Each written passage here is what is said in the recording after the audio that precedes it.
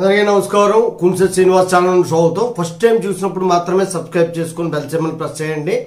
మిగతా టైముల్లో అవసరం లేదు, ఒక్కసారి. అలాగే 1800 పైగా మన ఛానల్లో వీడియోలు ఉంటాయి.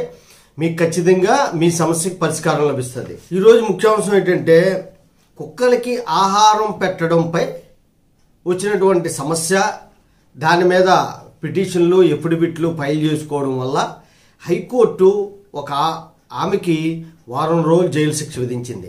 చాలా విచిత్రమైన కేసు ఇది. ఏంటి అంటే, కుక్కలకు ఆహారం పెట్టేవారిని సమర్థించే న్యాయమూర్తుల తాలూకా మాఫియా పెరిగిపోయింది హైకోర్టులోని సుప్రీంకోర్టులోని అని తీవ్రమైన వ్యాఖ్యలు చేసింది ఒక ఆమె. ఆమెకు వారం రోజులు జైలు శిక్ష, 2000 జరిమానా విధిస్తూ హైకోర్టే డైరెక్ట్గా శిక్ష వేసింది ఆమెకి.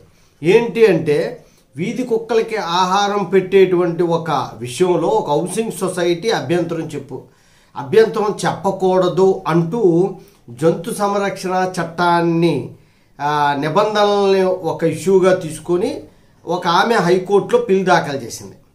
సొసైటీ తరపున వినీత శ్రీనందన్ అనేటువంటి ఆమె పిటిషన్ వేసింది. అదే సొసైటీలో ఉన్న లీలావర్మ అనే ఇంకొక ఆమె మరో ఎఫిడవిట్ దాఖలు చేస్తూ వీధి కుక్కలకు కేటాయించిన ప్రదేశాల్లో భోజనం పెట్టకుండా అడ్డుకుంటున్నారు అని చెప్పేసి ఆమె ఆరోపణ. ఈ వాదనలు విన్న హైకోర్టు ఏం చేసిందంటే మధ్యంతర ఉత్తర్వులు ఇచ్చింది. అడ్డుకోవద్దు, ఎక్కడైతే కుక్కలకు అన్నం పెట్టాలని ప్లేస్ నిర్ధారించారో అక్కడ పెట్టుకోనివ్వండి అని చెప్పి.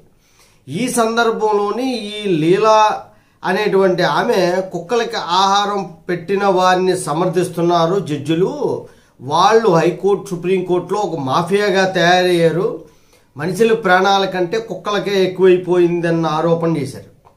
ఈ ఆరోపణల్ని తీవ్రంగా ఖండించినటువంటి హైకోర్టు చాలా తీవ్రంగా భావించింది. ఇది కంటెంప్ట్ కింద వస్తుంది, కోర్టు ధిక్కరణ నేరం కింద వస్తుంది.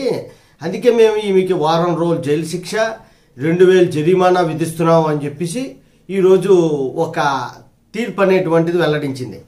కుక్కలను పెంచకూడదు అనేటువంటిదే పెద్ద దరిద్రం. సుప్రీంకోర్టు కూడా ఏమందంటే, కుక్కలకి ఎవరైతే ఆహారం పెట్టారో వాళ్ళపై మనం చర్యలు తీసుకోవచ్చు, ఆ కుక్కలు ఎవరినన్నా కరిస్తే పూర్తి బాధ్యత వాళ్ళదే, వాళ్ళ మీద కేసులు కూడా నమోదు చేయొచ్చు అని చెప్పి సుప్రీంకోర్టు చెప్పింది.